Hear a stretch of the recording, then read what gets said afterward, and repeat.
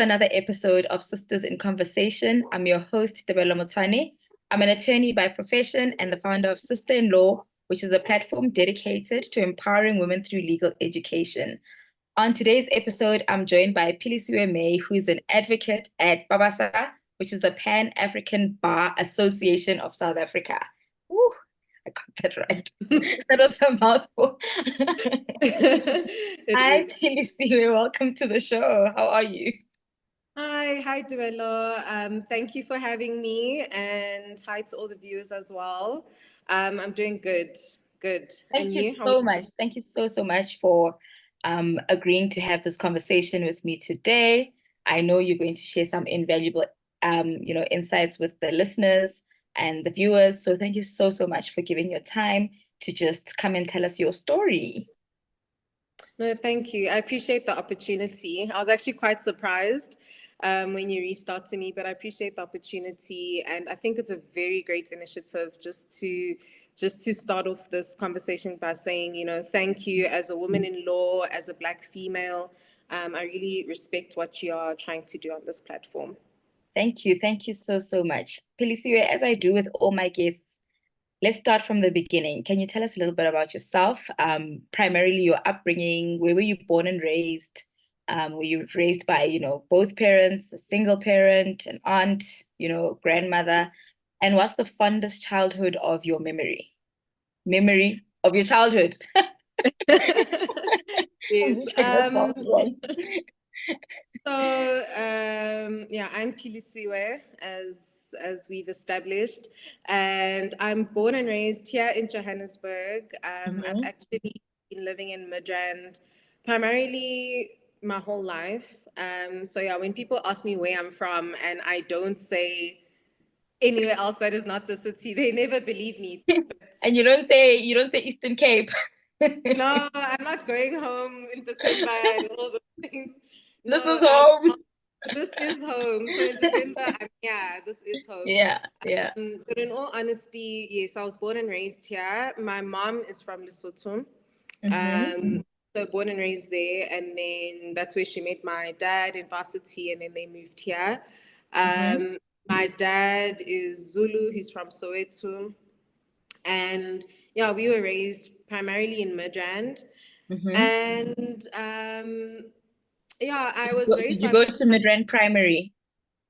No, I didn't. So I started school at Sacred Heart College. Okay. That was from grade 1 to 3. It's in Observatory, which is Joburg side. And then after that, I went to St. Andrew School for Girls. That was from 4 till matric. So that's my schooling. And I was raised by both parents. My parents were married, and they divorced when I was doing, I think it was grade 8. Yeah, they divorced when I was grade 8. And then it was the whole co-parenting thing. I have 3 younger sisters, so it's 4 girls at home. Sure. And I also did my tertiary studies here in Joburg. So I'm just really a Joburg girl. A Joburg girl. I'm a Joburg girl through and through. And then, I'm the oldest of the 4 girls. So quite a lot of pressure to, be a good role model and set a good example for them. And that's pretty much my upbringing. But despite, going through the challenges that I think any family would go through in divorces and things like that, I'd say I had a very happy childhood. I was always outspoken, quite adventurous, like to try new things. That was me. I don't know if people from my childhood would actually have expected that I'm a lawyer, but we'll get into that when we discuss how I ended up doing law. I was that outgoing, loud, free-spirited child. I'm not exactly the same, but I do try to keep those parts of me. And then my fondest childhood memories probably involve all the memories traveling. to Lesotho with my mom, where we'd visit my grandfather and see all my cousins and everyone. I still hold those memories very close to my heart. And also just the traveling that I did with my parents, with my dad as well. With him, although we didn't, go home and things like that, we went on a lot of trips, Durban, Cape Town, and then we did try out a few countries as well. So I think those experiences are probably my favorite of my childhood. And then just I love your childhood memories because they're very, very similar to mine. So I went to mm. Midrand Primary. I grew up in Midrand. And I'm surprised I don't know you. I went to Midrand. That's what like, did you go to Midrand Primary? Yeah, because everyone So went. so all my brothers went to Midrand Primary as well. And then years later I had a son. He also went to Midrand Primary. So we're like, Oh, this is home. wow. And Yeah. my parents are also from Lesotho, so my childhood memories are a lot, of memories Oh, of us traveling to Lesotho. that is so And that's so those are really like some fun memories as well. mm, Specifically because whenever we travel to Lesotho, my mom would make makebekwa and dombolo mm, and like roast chicken. And I don't know, but there was just something about that trip that was always just so special because at some yeah. point we'd stop and sit under a tree and then she'd just take out her yellow Tupperware with this roast chicken and dombolo. I love that. I love that too. You're literally giving me chills as you're talking about it because I'm reminiscing. We used to have the same, although we used to have it with chicken stew, but we always had jambolo chicken stew. Was that the standard long distance? That was the standard, and I don't. It's not something I would eat in a car now, but Exactly. that was that was part of the joy. Part of the joy was the drive down, the meal, and yeah, just also how different the life is that side and how peaceful, Mm, you know. mm, mm. Um, so yeah, if there was somewhere I'd say I come from besides Joburg and where I would go Yeah, in yeah. it was definitely Lesotho. So that's so nice. You That I actually, love that. yeah, I'm disappointed I didn't meet you sooner because you live a similar life to me, also being in Midrand. A lot of my friends went to Midrand Primary, Midrand Yeah, High. yeah. All, yeah. Oh, yeah. No, I still have my gran in Lesotho. So yeah, the only difference now is that I'm not doing the trips with my mom. I'm doing the trips with my children. Mm, So hopefully one day those will be their fond memories too. I am yeah. unfortunately not making dombolo. Yeah, you'll just buy them something on the way now. Hey, wimpy all the way. It has to be part of the budget. Yeah, no, I hope to do the same with my daughter. My grandparents unfortunately have both passed away. So ever since my grandfather passed away, we haven't been going Yeah, yeah. all, which is yeah, which I was actually talking to my uncles the other day saying, no, I really need to be able to drive there on my own and be there with my Mm, mm, it's mm. important for me to have her carry those memories as well. So Yeah, yeah. yeah. Also, but I know what you mean, when somebody in the family passes away who was sort of like the glue as well. Yes, So exactly. the same Mm. was it was the same with my grandfather. Like a lot of us came home for him or, went Mm. home for him.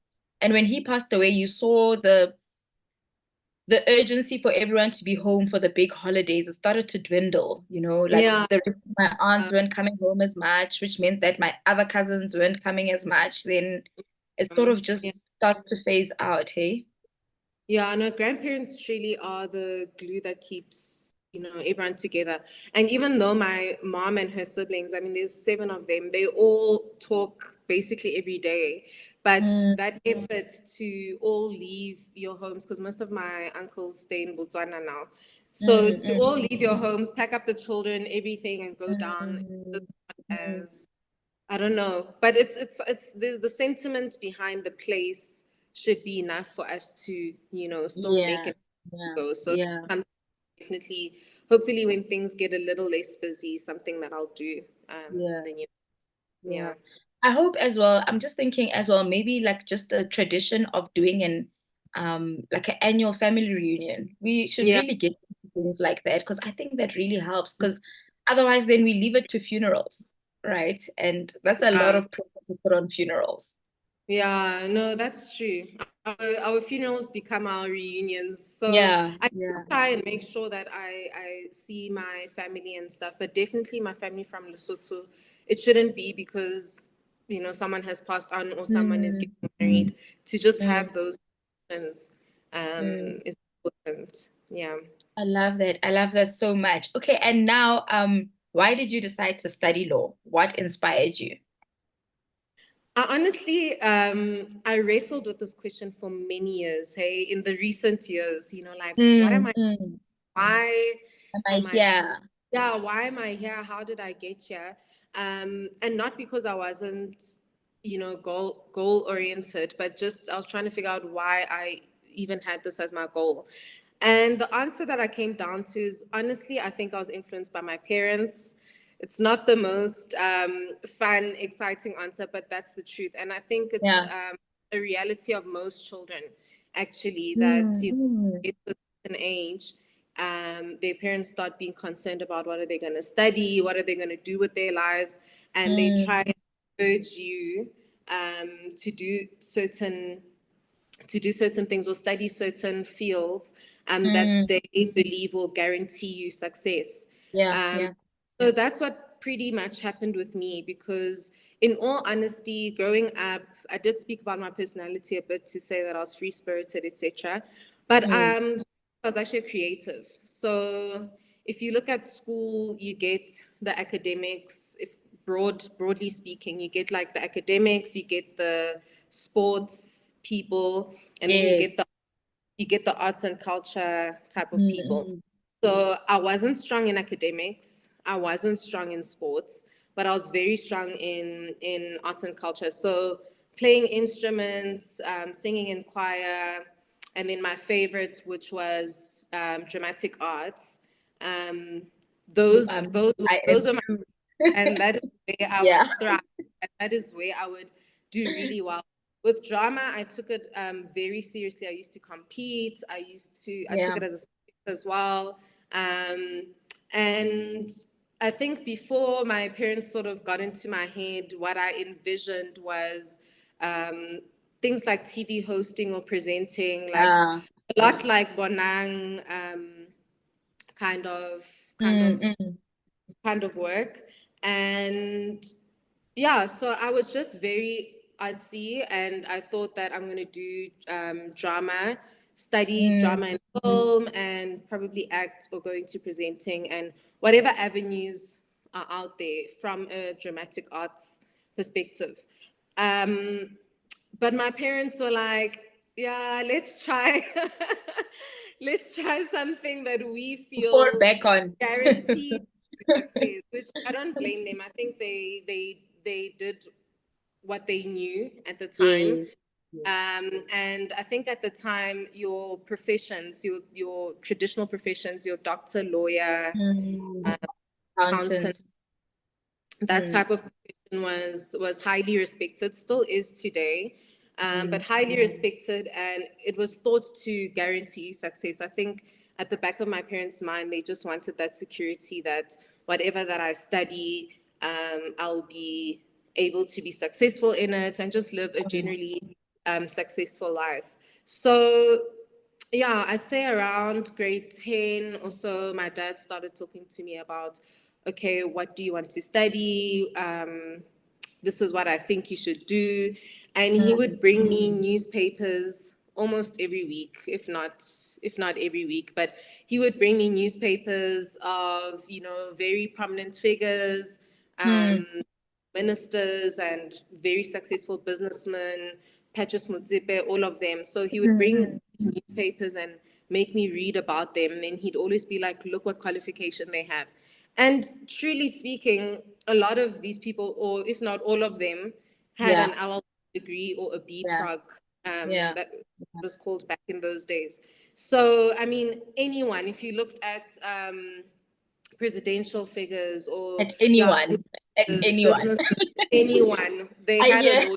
Yeah, Yeah, your dad was yeah. on something. So your parents don't have a legal background. They were just they just thought you'd be better suited to study law. So my mom has a legal background. So when my parents met in varsity, my dad was studying teaching, my mom was studying law. Okay. So my mom has an LLB, but because she studied it in Lesotho in those times, I think to be admitted in South Africa, you had to have done Afrikaans and Latin. I think it was. I stand to be corrected, but Yeah. whatever the requirements were at that Mhm. time, couldn't then be admitted. Shouldn't meet the requirements to be admitted in South Africa. So she never practiced law. She ended up going into marketing, which she's brilliant at, and business and Mhm. things. So yeah, she had more of a legal background, and she says my grandfather's dream was for one of his children to become a lawyer. So he I was very love it. disappointed when she didn't practice. Yeah. And then my dad doesn't have a legal background at all. But apparently his dream was to do law. So Mm-hmm. again, the parents just Yeah, they were the like, dream. "Oh, Yeah, firstborn yeah, child, let's yeah. try this law thing. Maybe it will work with her." So yeah, both of them are not practicing or haven't been in Okay, practice, okay. etc. Yeah, but they both felt it was a noble profession, something that I could obviously. I think they thought I could do well in it, maybe because I'm outspoken and I'm not afraid to present myself in front of people, things like that. Mhm. Not really sure if it was even that informed. I think they just thought law is safe, secure option, for our child, and they sort of then directed me towards that. So yeah, I think my dad especially, whispered in my ear, Yeah. but I also started then developing my own interest. I remember there was a movie called Daddy's Girls that Yes, yes. Tyler Perry. stars Gabrielle, yes, Tyler Perry's movie. It stars Gabrielle Union, and Gabrielle is like this top lawyer at a top Yeah, firm. yeah. I mean, obviously, in the movie, they portray her lifestyle to be quite lonely. She doesn't have a partner. She doesn't have kids. She's always working. The typical lawyer, really. Yeah. That's not really what attracted me, but just seeing that, like, boss lady, Mm, mm. her presence, the way she walked, the way she spoke, it started becoming things I was aspiring to and hoping that, one day I'll be a woman like that, even though I knew that she was obviously acting. Yeah, Um, yeah. but those little things started, it started to grow on me. By the time we ended up having to apply, I literally only applied for law, just the different Yeah. variations. So the BCom law, the LLB, the BA law, Yeah. Yeah. but I settled on BCom law. So that's what I did when I went to UJ, and then I went on to do my LLB. Okay, I love that. I love that. Once again, I'm finding so many similarities. Also, not great with the academics, not great with the sports. Definitely Mm, love drama. I carried it, I studied drama until matric. Really mm, loved attending the festival at the National School of the Arts. Really, I yeah. loved attending the Grahamstown Festival as well. I think I attended Which is 3 years in a happening row. soon, I think, if not now. Really? Yes, it was Yeah, around winter. Yes, I yeah, recall. So I did yeah. this year. This was back in high school. And then when it was time to go to varsity, I also saw myself in the media space, but specifically on the journalism side. I Oh, was so nice. sure that I want to do investigative journalism. Like I want to be Deborah Pata. Like I just wanted that presence that she had when she was investigating a story and interviewing possible criminals and perpetrators. So I love those similarities again. Also, then, Mhm. went on to study law at UJ. Wow, wow, yeah. The similarities are crazy. They're crazy. Hectic. And Stories are pretty. how was your varsity experience? Were you like one of those people that were just like books, books, books all the way? Because now you had developed the interest in law, Or were you still quite, free-spirited, loved going out, then, quickly coming to overcompensate with the studies? Listen, varsity, I say hands down, is the best time of your life. Best time of your life. I absolutely loved my varsity years. I went through a lot of challenges and a lot of things that really had to build my character and shape me and to the way I am now, but I would never change anything about my years. It was, the best time of my life. And I think it's even better if you're staying at Rays because I think you have a more independent life from your old life. So, your life with your parents, your friends from high school and all that stuff. So, I was in Rays and I think I had a good balance. Listen, I'm not your typical academic, like I mentioned. And at the time, I actually didn't know how intellectual I actually am. I think I sort of fell I into get that. I fell into I'm not really academic and like I never did speeches and like all these, debating and so I was really I just didn't think that I was actually academically inclined. So my goal, I think, was limited in the sense that I never really viewed myself like getting distinctions and, being this outstanding student. But as I went along, I realized that actually, I am quite intellectual. I do really well if I actually apply myself. And so I tried to do that and I did, but I can't say I didn't do what a typical, I don't want to say undedicated. I was dedicated, but the typical things students do that I think your When they dedicated start students wouldn't do, independence. but I did it all. I bunked lectures. I drank before lectures. We had days where we would go out with my friends and just like drink all day. I don't know how we afforded it, but we would do that and then come to a lecture and show up, obviously not in our sober senses. Oh, And I used to where were do you a lot. guys going? Melville? Marvel down the street, 7.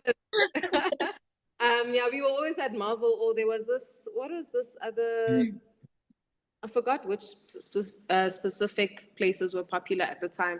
But Marvel is where we'd go. But I was very structured still. So I need a bit of organization and structure for me to like really do anything. So what I would do is like during the semester test period, the exam period, like you won't find me. I will be in the books.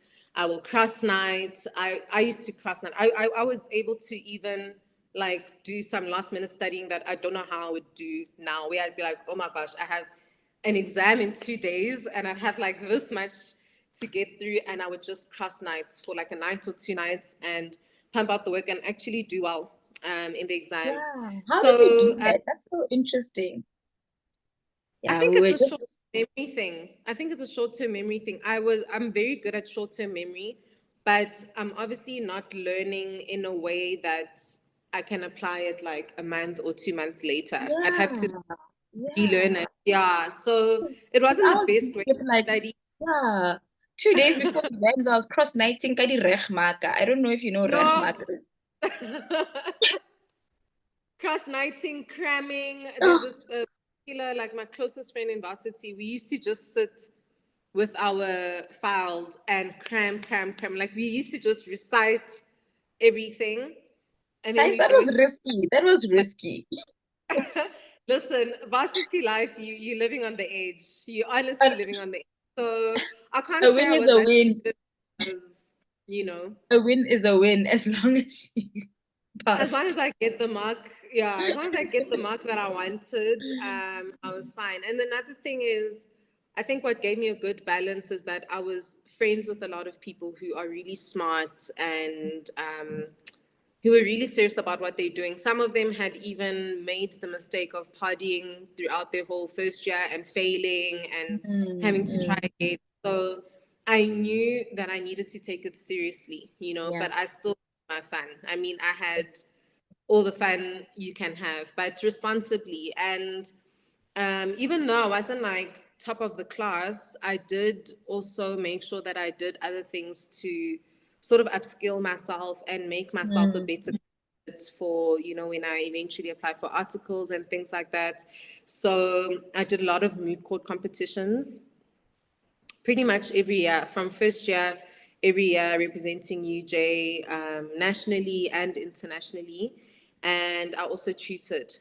So I had a lot on my plate now that I think about it. Yeah.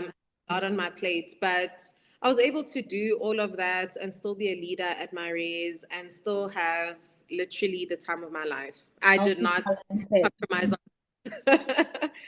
I think it's funny how life comes at you because earlier on you said in high school you were not the public speaker, you weren't interested in debate and all of that. And now in varsity, you're like moot court every year, I representing know. in pretty much speaking competitions. So yeah, it's funny how life just has a way. Yeah, it's funny. I think actually what life needs from you is to be self-aware. And I think Mm, a lot of the times we choose whatever box we fall into without really being self-aware. Like, what are truly my positive attributes? What am I good at? You know, what are my talents? And how can I use that to sort of build me in other areas of my life? You know, so mm. for example, the acting and everything I loved about it actually means I would be good at speeches. It's just my perception of speeches was just so academic. And I had already boxed myself into I'm not an Mm, academically student that it just sort of I didn't even apply myself. I didn't prepare. mm, I mm, didn't do things that would be required for me to be successful in your public speaking or your debating and things. So not only did I not have an interest in those things, I didn't think I'd be good at them. oh, And I think that was a self-awareness issue because um, when I look now, I'm now able to see that I've actually been smart enough all my life. I don't think I would mm, get here if I didn't have brains, you know, and it's not even a matter of boasting or anything like that. It's me finally being able to see myself properly and see that, look, you actually are capable. And it's so important to do. I hope we get into this topic later, but I think it's so important to do, especially in this profession, yeah. to know your worth and your value and how you're able to contribute intellectually, you know, that Mm, you're not just because now, you know, with the issue of Black females getting opportunities and things like that. mm, Now, what often happens is also you're just placed there to be the Black female. There's not much more mm, that you're doing, but you know, meeting that requirement of having a Black female involved in a case or whatever. And so it's important to be self-aware and to know your strengths and to know yeah, just what you're good at and that you're capable of all the things yeah. that you are doing, you know, which I didn't have back then. But yeah, that's why I'm saying life just requires you to be self-aware and then all these Self-aware. things sort of fall into place, all the opportunities. You know, I can't there was when I started asking myself this question of how I ended up in law and why am I so far removed from my creative side. For a second I thought like maybe I'm not supposed to be doing what I'm doing at all, you know. But then I realized that no, it's all part of me. It's all part of me. My academic side was there all along. I just wasn't aware of it and I didn't know how to Mm, unleash that part of me. Um, and yeah, I just think life has a way of, or I don't call it life, I call it God. But God has a way of planning your life so perfectly that everything is aligned in such a way that it's for your favor. Like everything works out for your good, whether we see it as good or bad. It works out for your good. So whatever was happening back then that sort of confused me about myself and what I'm great at, I'm happy with it because the realization I have now as the woman that I'm becoming now has been absolutely rewarding and life-changing, you know. But yeah, it's really weird that I was not that person. I wonder what my teachers would think. I met an old teacher once, and you know, when I told, she asked me, "Oh, what are you doing?" And I said, "I'm an advocate." Then she was like, "Oh, wow, I'm not surprised." You know, and I thought, like, why would she even say that? But I think it's being well spoken, or, you know, your other little attributes that you had, not obvious things that we think. So, yeah, a long-winded So I comment on absolutely love that life, so, how so much. all of it happens. Yeah. I love that so much because at the end of the day, when you are self-aware, you are also confident. And especially, you know, with what you said about that sometimes we find ourselves in spaces where we are just put in the room because they need to tick the box. You need Yeah. to be confident enough to know that your contribution to that room matters because when you True. speak, it is going to make a difference. So I really love that. And you can only do that when you're self-aware. When you're not self-aware, you're going to want us to celebrate your achievements with you, Mm, but you're not really going to play the part. When it truly true. matters, you're not going to put your best foot forward with the understanding that, okay, yes, I was put here to tick a box, but for me, that's not what I'm here for. I'm here to give this my best shot, to contribute, and to really, really leave the space better than how I found it. Yeah, and to really have that knowledge and belief that you you made it in that room because you are just as capable and just as qualified as the next person, you know. So whether it's another woman or even with men, like we all went to the same varsity, we all read the same books, we all read the same cases. Yeah. They, you know what I mean? Like we are just as qualified, and it's so important to know that and believe that, because if you know that and believe that you are worthy of being in that position, your contribution is valuable, and you actually know what you're doing, you know, because I think that's another fear. We get into a room and we feel like, you know that imposter syndrome and everything that comes into Mm, play. That, you know, we need to realize that, you know, we are just as competent, mm. if not more, you know, and we don't need to seek validation, um, that we are competent enough or good enough. And We you need won't to, when you are self-aware. Basically, it yeah, you goes won't. being Exactly. When you're self-aware. Yeah.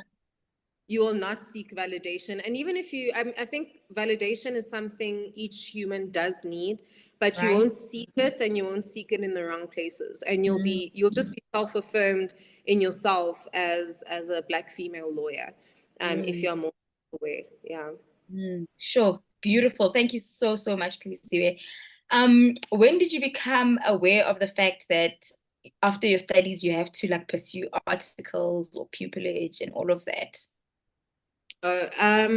So I think early on in varsity, I think in our first or second year, UJ would have these career days, Mm, and, you know, all these law firms and other professionals come and talk to us and display their things. So I think it started there. Um, and then because I was doing moot court, and I was friends with people that, um, yeah, were just very serious about what they were doing. They were already applying for VAC work and things like that yeah, at law. yeah. So I would just do the same. And it's at the VAC work and stuff that you will start realizing, you know, the journey that is still ahead of you. Mm, mm, So that, yeah, going the attorney route, then you need to do articles and get admitted, etc. And if you want to be an advocate, then you would do pupillage. But I will say, advocate was actually not really a conversation. yeah. A lot of these career days were focused on law firms getting articles, Mm, etc. mm, I think I only learned about advocates. Well, when I started, because I was influenced by my parents, they told me there's attorney, there's advocate. These are the differences and whatever. So I knew I wanted to be an advocate. But obviously, as you go to all the career days and things like that, a lot of the information was pertaining to attorneys. And then I did a VAC work at one of the big law firms. I think it was now in my third or final year of study. No, yeah, I'm not sure, but in my senior years. And I went to VAC work where they had advocates. So that was the first time I could hear from an advocate what it's like, should we pursue this route, etc. And they pretty much advised against it completely. Like, completely. They were like, as a Black female, especially, you're going to struggle. You earn per invoice, not, there's no salary. And they just sold it like, well, they didn't sell it at all. Yeah. So that's actually when I changed my mind and decided, okay, I'm not doing the advocate thing. I'll be an attorney. So that's when I learned about all that stuff. And really it was because of UJ and then doing the VAC work and things like that. But I do think a lot more light needs to be shed on alternative avenues. So other things that people can do, conveyancing, advocates, other stuff, even in the banks, just so that people are really aware of the opportunities that are available to them if they've studied law, because there's a multitude of them. There's so much people can do. And I think, we sort of only really get information on the attorney side of things, which is becoming saturated now. Apparently, our market has become quite saturated. So, yeah, hopefully, there will be programs that will sort of enlighten people who want to practice law, who want to study law, and they'll know all the different ways of being a lawyer. Yeah, I do have to admit that up until so 5 years ago, I started this podcast 5 years ago, and during that season I had advocate Dumelo, and she shared with us how she did pupillage straight after varsity. And up until, having that conversation with her, I always thought you had to first start off as an attorney. Like I thought you had to start off as an attorney, and then, once you've been an attorney for like 5 years, I thought it was like 5 to 10 years, then you can start, pursuing the road to being an advocate. So you're right. A lot of the information that is being shared in varsity or at varsity level is that you should do, your articles first. And I sort of get why. But if I'm going to be doing pupillage, isn't that, going to train me and writing the board exams? Isn't that going to train me to be a, good advocate? Yeah. Look, I think that training is thorough. Yeah. It's like, I wanted to say brutal, but But it's thorough. I decided to choose the word thorough, but it's extremely, extremely intense. I think it's good enough to get you prepared to be an advocate. And I think another thing is that, like all jobs, you learn by doing it. So you learn along the way. I don't know how much can be taught about being an advocate, books or through being an attorney first, etc. Look, I was taught the same thing, which is why I started with articles. So before I did pupillage, I did articles. I got an attorney, but I was like, no, this actually wasn't my goal. I really wanted to be an advocate. So I did pupillage, and then I've been doing advocacy ever since. And I just realized that this whole story, because I was sold the same thing, do it for 10 years and like be experienced. And it's actually not only because of the learning. I think the reason why people suggest that is so that you have a good client base. So it's about making sure that you make connections and you build a network in those 10 years. And then when you do start practicing as an advocate, those people can be your clients. So when I was in pupillage, there were a lot of people like that. There were a lot of people who had their own law firms or had been practicing for 10 years or whatever. And I do see the advantages, but I can't say it's an absolute disadvantage not to. Yeah, and everyone's journey is different anyway. There are people, God places for you, you know, that will help build your practice and make it a success. So, you know, I don't necessarily believe in the notion that you have to be an attorney or practice for 10 years. Yeah. And Yeah. Sure. anyone who goes straight from varsity, I know a lot of people who have done it and they are successful, they're happy, and you know, I'm no better than the next, you know, And and things no will one. work out in your favor. Yeah. Yeah, no, they're doing exceptionally well. So I wouldn't discourage it at all. Sure. I really love that. Thank you so much for Mm. sharing that with us. I think it truly is important. And, you know, just looking at this podcast in itself, I haven't had nearly enough advocates for us to keep on just pressing on with, you know, the information that you can explore the avenue of doing your pupillage straight after varsity. So thank you so much for that, for just hammering that in for anybody who's listening and had doubts as to should I not? Yeah. Yeah, no, But definitely. If anyway, it's as life has it though, nothing is for nothing, right? So your 2 years of articles wasn't a complete waste. definitely not, definitely not. When I pupillage was slightly easier in the sense that there were a lot of things I didn't have to relearn, you know, or Mm, you know, I'd pick up on things quicker because I've done something similar.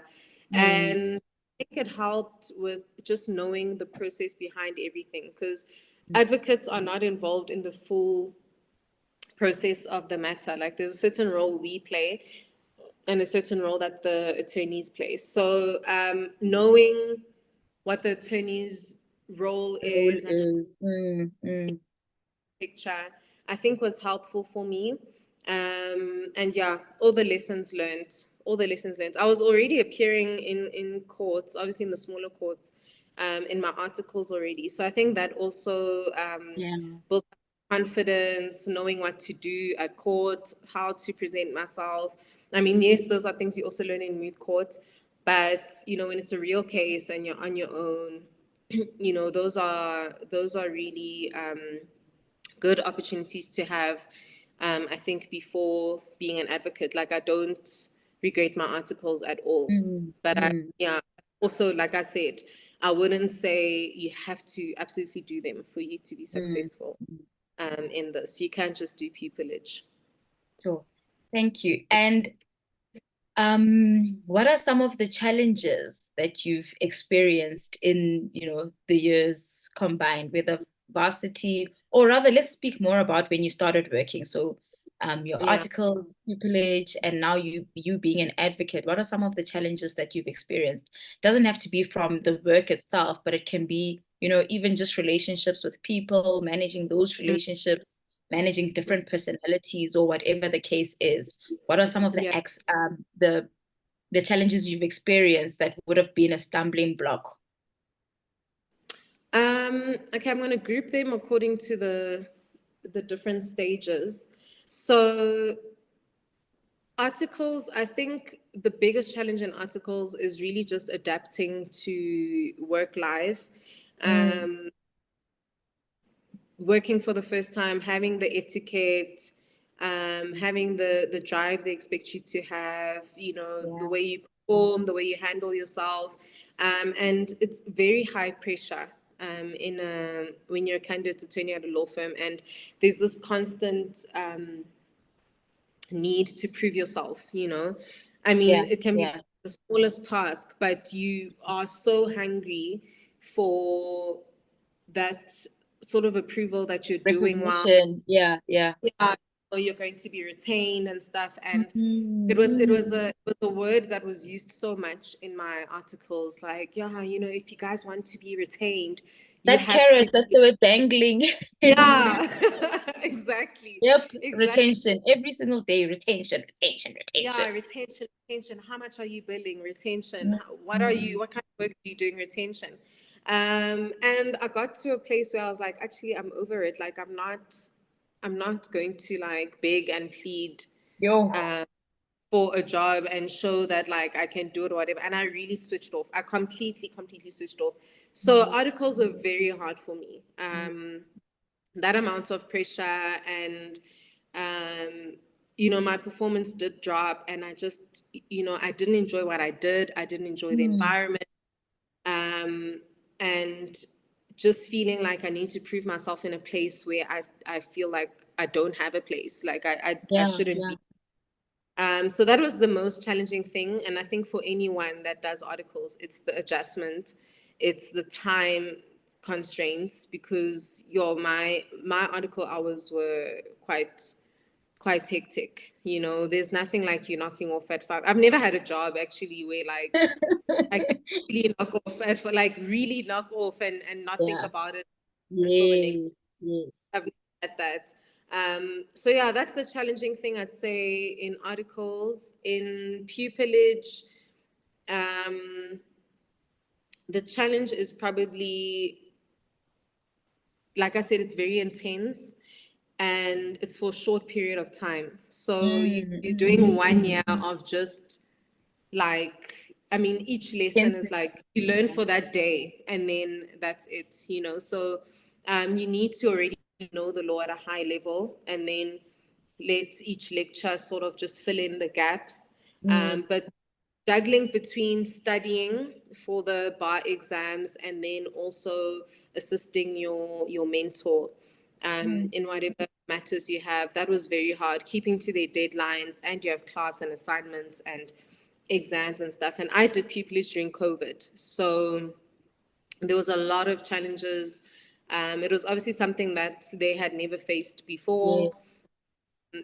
So having to do the lectures and all that stuff online, not really meeting the advocates was probably the most challenging, because I think that's where we really lost out, was that we didn't get to build relationships with other advocates because we had to work from home. And this profession, particularly being an advocate, you need to network. You need to have a relationship with the people at your bar, or in your chambers, and just keep connecting and networking with other people. So but mostly time, and the bar exams are just hard. The studying is hard. It's like on another I mean, I've written attorneys board exams as well and everything, and those were also difficult. I didn't even pass them, just once off at the same time. But bar exams are like extremely, extremely challenging.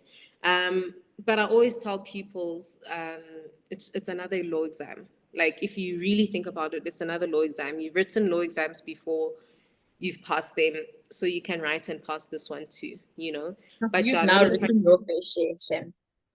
Hey? I'm saying you've now written your fair share, Shem. I've written my fair share. Look, I'm not even thinking about going back to school.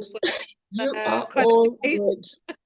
I am good. Yeah, I'm good. So those are the hard things. And then as an advocate, probably the most challenging thing I've ever done is being an advocate. One, because you're actually running a business. It's a practice, and you are the business. If you're not there, then everything everything can fall apart. So it's a lot of weight on your shoulders. And I think as lawyers, or maybe let me speak for myself, I didn't necessarily think about the business aspect of things. And I always make myself now, like, remember that this is a business. So the way you carry yourself, the way you do everything needs to be extremely professional, and also, handled like a business would. So even how you handle your money, what you do with that money when it comes in. You have to remember things like there's taxes that need to be paid, and there's chamber fees paid. And another difficulty that I particularly experienced, and I think, I hope not everyone experiences this, but it's also just having your invoices get paid on time. It's one challenge that, to be honest with you, I almost quit. I almost left practice. And the statistic of people leaving practice, before 5 years is actually quite high because of this reason, because we don't earn salaries. We bill, and then get whatever we build. But if a client doesn't pay on time, then, or doesn't pay at all, because also I had quite a few clients who to this day haven't paid a thing, and it's been like 3 years, you know. Sure. So that becomes challenging, because how you manage your finances is also very different. Like, I came from a working environment where, you know, I had a salary, even if I know that, predictable one. yeah, and I'm someone who likes to budget with an Excel spreadsheet, all sorts of things. So it became very frustrating, because you can't really budget. It's like if someone told you you're going to get 5,000 Rand every month, you know what you can and can't do. But with us, I think it's challenging in the sense that you never know when your next payment will come. And in the beginning, yeah, no, it's very frustrating, because you work so hard. You work so hard. You have all these sleepless nights. You're rushing to court. You're doing all these things, and then if you don't get paid this month and next month and the following month, you're behind on your chamber fees, on your car, and like your whole livelihood, like everything just sort of your finances just sort of, yeah, take a huge knock. So that's something that I don't know if it's known by people outside of our profession. I know inside of our profession, like, we all like, oh yeah, you know, getting paid on time is frustrating. But I don't know if people outside our profession know that, like, it's really challenging to actually collect those fees. So you can bill and charge and be busy and all that stuff, but to actually collect those fees and see the reward and like receive the fruits of your labor, yeah, that can be quite challenging. So that's challenging for me. And also, I think I'd say the last challenging thing is that, like I said, you learn on the job, but you obviously don't have much time as well, and you have to give your clients the best. Little fires every day, everywhere. Yeah, so you are constantly learning. You have to, you have to be just someone who reads a lot, who knows about current affairs, who reads a lot, who just takes interest in general law, so that you are always updated about what's happening in the law and what laws have been passed, or what has changed since this case or that case. So you actually always have to be on par and always be your best. And like I said, you are the business, so you don't have that. It's almost like you can't catch a break, because little for you fires to everywhere. be successful, you need to be, at that level, operating at a very high level all the time. Yeah, sure. And that puts a lot of pressure on me, and makes me feel quite challenged. But look, I can have that any day if I'm like getting paid on time all the time. I wouldn't mind. For me, my struggle is just the finances behind it all.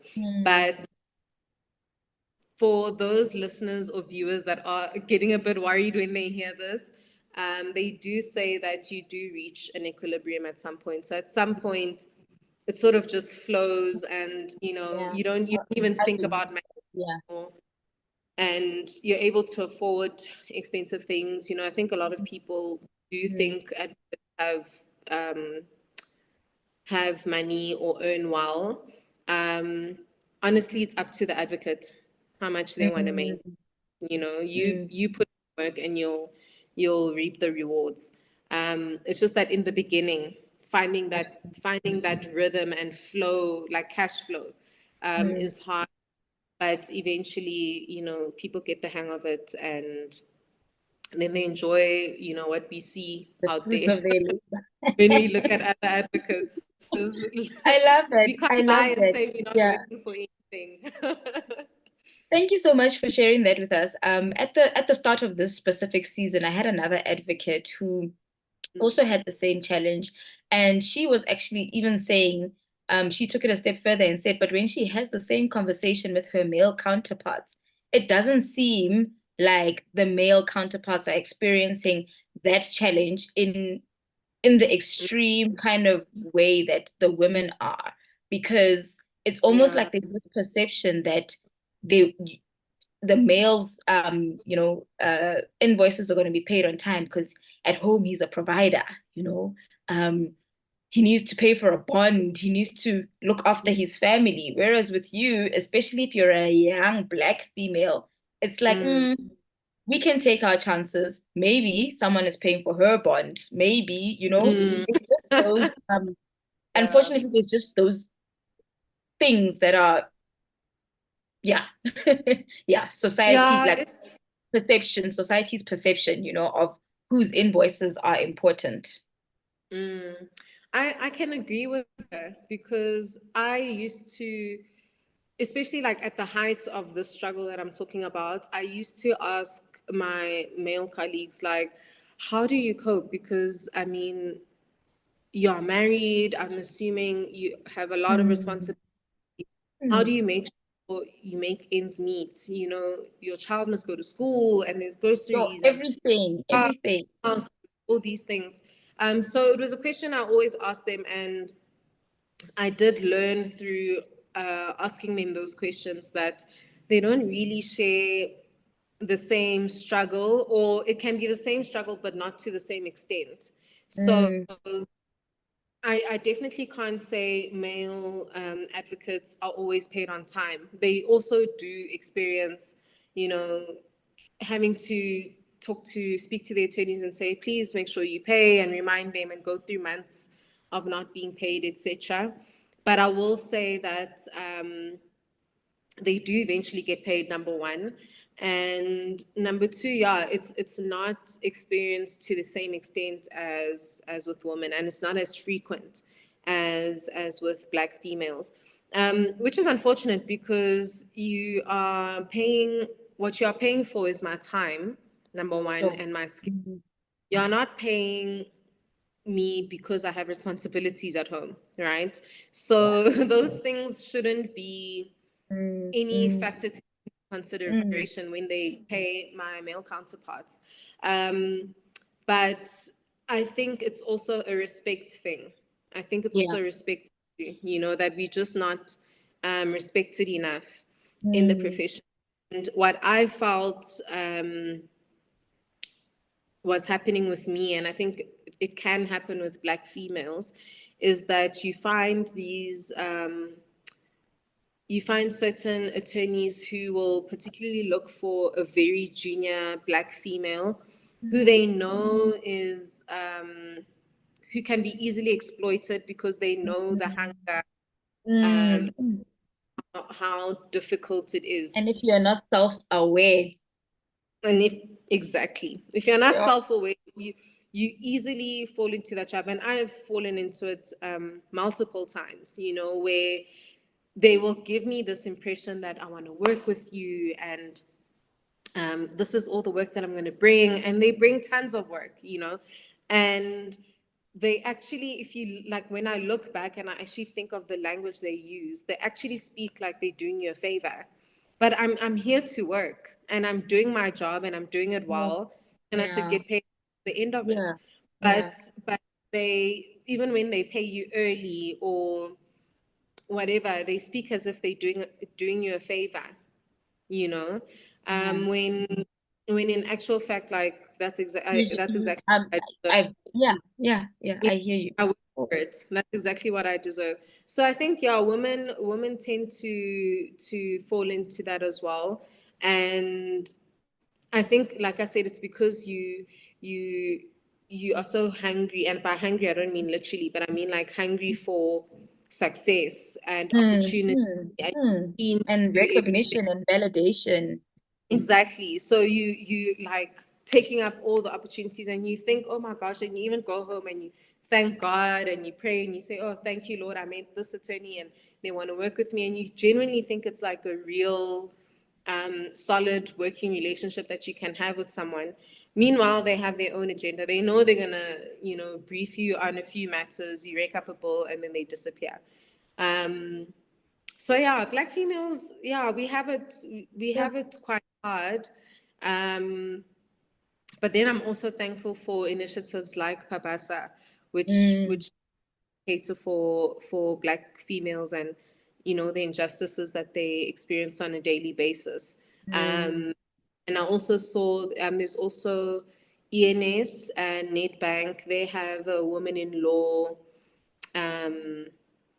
sort of workshop seminar kind of thing that they host once in a while. So, and that helps with networking, and it enables Black females to also get good quality work, because that's also the difficulty with being a Black female as an advocate, is that you might get work, but is it good quality? Is it the kind of work that can really sustain your practice? Is it stimulating, or is it just sort of the work that they sort of just give to anyone? Because I ended up learning in the profession there's Black work, and there's work that you can sort of just give to the Black female that's junior and meet, when in actual fact we should be gunning for all areas of law, whichever area that you are interested in.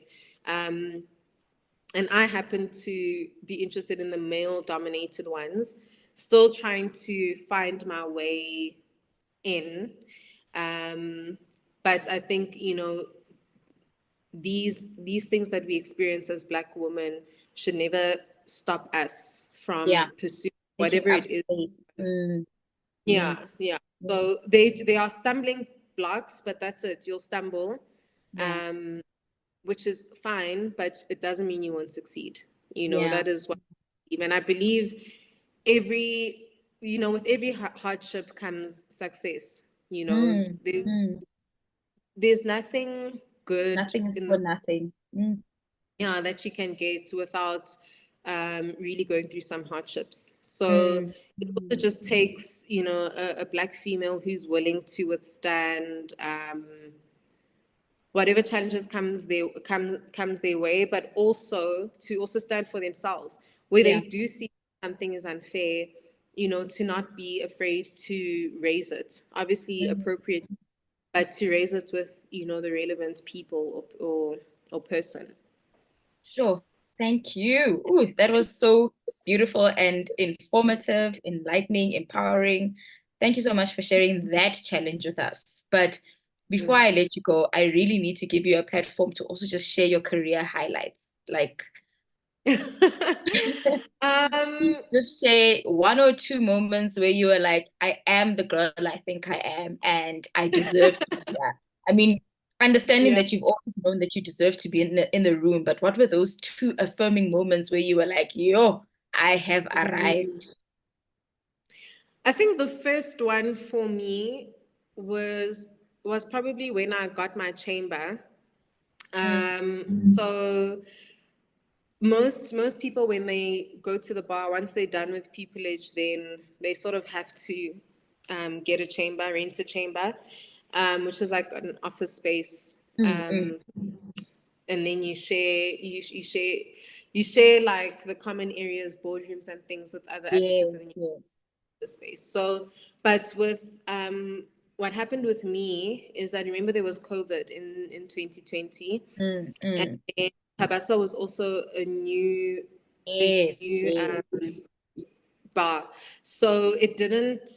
There was a waiting list for chambers and things like that, which I didn't mind, because when I started practicing, I couldn't afford a chamber. I couldn't afford a monthly payment of anything. So I actually got rid of most of my debit orders, things like that.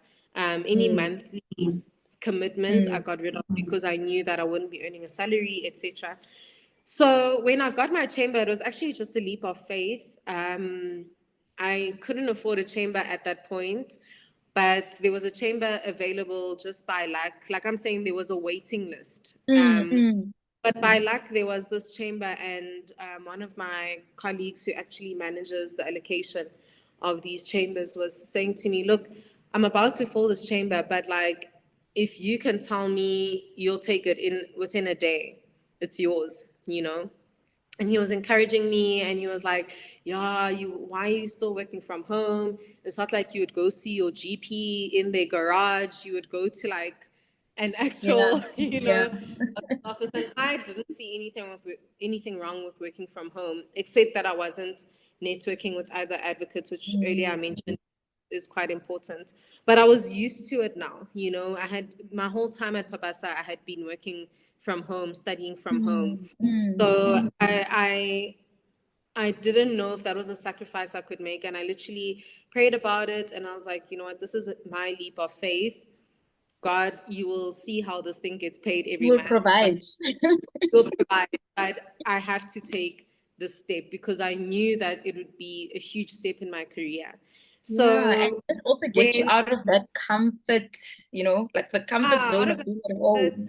Exactly. And like be with other advocates and like advocate like other advocates, like, because everything I was doing was just me, and I was okay, but I definitely needed growth and improvement. And like I said, remember, I was going through a phase where I considered quitting and things like that. But I felt like I hadn't really given it my best shot. And so getting my own chamber was a huge step for me, just in terms of doing something that I think will elevate the business. It was also a huge faith project for me. But it also made me feel like I'm the girl that I think I am. Like I walk in and like. And now you're adulting for real. Yeah. And advocating. Made it more real, actually. That look, you're an advocate and you worked to be here. And, I would stop and think like, when I was younger, I always said I want to work for myself. And like I imagined that boss lady. Now you are Gabriel and now I'm here, So that was probably my biggest moment in my career. I felt really accomplished, and I felt like, okay, there's progress and you are succeeding at this thing, because also like in this profession, I don't really know what success looks like or when you reach that point of feeling like I'm successful. But I was like, okay, you're well on your way. If you have your own chamber, like your own phone, your own desk, everything, I was just like, wow, I'm really proud of myself. And then the other big achievement or highlight of my career is probably working with the senior counsel that I've worked with this year. So I've been working, it's my first time working with senior counsel this year, and I've been working with 3. But I'd say the major one has just been my experience with Advocate Dalimpofu SC. He involved me in a lot of matters, and how it came about was also just really a God thing, honestly, I think. I don't know if we have time to get into it now, but he really sort of revived or reignited that fire in me for what I do, That because gave me like goosebumps. No, I love that. Yeah, he really did. And he really reminded me that like you're the girl you think you are, So the chamber was one of those moments, and then this was also one of them because he involved me in extremely high pressure, high profile urgent cases, where they are being broadcasted on the news, and the client themselves is a very high profile client. The kind of issues that you are debating in court are at an extremely high level, I just would have never thought, to be honest, like I would have never ever thought that I would be involved in those kind of matters, that I even had the capacity intellectually, especially, but even that I had the capacity to work at such a high level, but in such a limited amount of time, So you're having to draft things that I would take weeks to draft, having to draft that within a day, and being certain that you've argued the law properly, and you're not going to, because that's another thing. I do want to make sure what I am arguing is solid, and he pushed me to argue in courts where there are 5 judges. Usually in high courts, you appear before one judge, and then the matter goes on appeal. You can then appear before a full bench and whatever. But he put me on the spot in these high profile matters and was like, you can do it. Like, you know your work, you know what we've been working on and what we've been arguing. You literally, there's nothing that can, you know, make it go any other way except to go well. So like, you know what you're doing, just go for it. And the first time he asked me to appear, I didn't tell him I was scared. I just tried to, I just agreed. And then I went You're home like, and asked my I'll husband, figure like, it what out. am I doing? I was like, I need to find a way to tell him I am not doing this, because I was like, I'm not ready. And this is such a big client, big matter. And yeah, my husband was like, you obviously have to do it and you'll be fine. And Yeah. so I Yeah. was preparing, and I mean, he grilled me. Hey, like the first time I prepared for arguing in court with Mpofu SC, I literally was brought to tears. That's how much he grilled me. Like, the preparation was so brutal, but I'll always be thankful for it, because I was able to stand and argue and be asked questions by 5 different people and be able to just hold my ground, you know. I've never looked back at the recordings on YouTube to see how well or not well I did. And I don't think to sort of make that assessment, but I'm proud of myself. Yeah. I've done it twice now. The second time I was even more nervous, and I told him no straight away. I told him, like, I don't think I can do it. I'm not going to be prepared. And he was like, okay, so you are doing it and you will be prepared, and that's it. So though that was a huge highlight. And then to obviously then be successful in those cases is a huge plus. But, you know, win or lose, I think for me, it's the character that was built in me. And the The lessons. opportunity, the lessons, and, you know, just having someone in the profession that has been there before, knows how daunting it is, but also sees potential in you and sees that they can urge you towards greatness, because it was a make it or break it thing, you know, going on, you know, arguing in a high profile matter that is being broadcasted on national TV. Yeah. Is a make or break moment for you, because if I don't perform, like, that's my name and my practice The gone. internet doesn't forget. We were going to be YouTube. We were going to Yeah, use you as a exactly. meme. We were going to use you as a meme.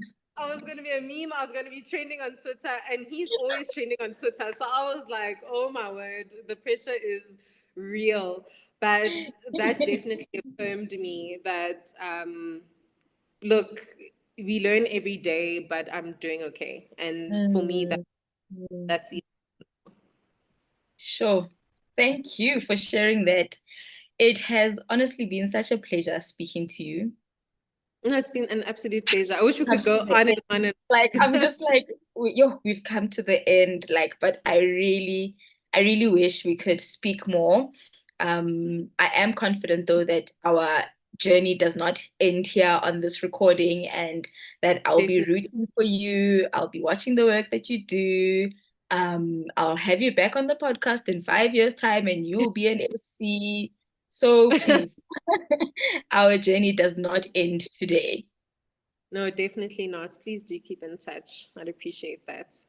Thank you for sharing your journey so beautifully, so colorfully, and just for bringing your authentic self to the show. I enjoyed speaking to you, and I really hope that our listeners and viewers are going to enjoy learning from you as much as I enjoyed learning and hearing from you. No, I hope so too. I hope, you know, it will impact even just one person. Yeah. It was a pleasure to meet you, a pleasure to be on this platform. If you ever need me again, I'm here. I'll make time for it. Like I said, I Thank really you. appreciate what you're doing. And yeah, I hope that there's something that someone can take from this conversation that Mm, we've had, mm, even if it's mm. just you. Thank you. I definitely took something. Thank you so, so much, Philisiwe. Enjoy the rest of your day. Okay, thank you. It's a pleasure. Bye. Bye.